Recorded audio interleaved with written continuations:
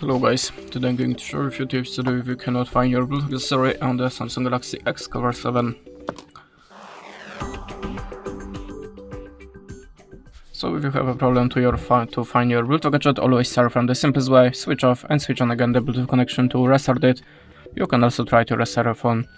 You have to be sure that your Bluetooth accessory has activated pair mode, and how to activate it you will find the manual to your device or maybe on YouTube channel, so just check it and be sure that your Bluetooth accessory shall be visible for other devices.